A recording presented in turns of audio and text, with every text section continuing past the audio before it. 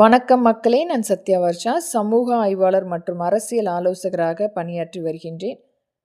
மாநில அரசு உரிமை மீட்போம் சட்டத்தின் கீழ் இன்றைக்கு அனைத்து மக்களுடைய பண பரிவர்த்தனை முழுமையாக ஒரு மத்திய அரசினுடைய நேரடி கட்டுப்பாட்டில் அடிமைகளாக நாம் இன்றைக்கு வாழ்ந்து கொண்டிருக்கின்றோம். இவர்கள் கேட்கும் பொழுது நம்மளுடைய மக்களை ஒரு ஏடிஎம் மெஷினை போல இயங்கிக் கொண்டிருக்கும் அனைத்துக்குமே தடை விதித்து மாநில அரசுக்கு உட்பட்ட கிராம வங்கிகள் ஏற்படுத்தும் பொழுது அரசு கண்டிப்பாக அனைத்து வகையிலும் மக்களுக்குரிய அந்த பண பரிவர்த்தனைக்குரிய வரி நீக்கம் முழுமையாக்கப்படும்.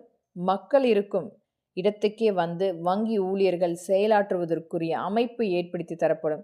இன்றைக்கு மத்திய அரசு நமக்கு செய்து கொண்டிருக்கும் ஒரு பாசிசமான வன்கொடுமைகள் முழுமையாக நீக்கம் செய்யப்படும். இன்றைக்கும் ஒரு ஜிபே போன்ற ஒரு தேர்ட் பார்ட்டி ஆக்சஸ் நம்மளுடைய பண பரிவர்த்தனை முழுமையாக அனைத்துமே ஒரு டிஜிட்டல் திருட்டுக்கள் நடந்து கொண்டிருக்கின்றது.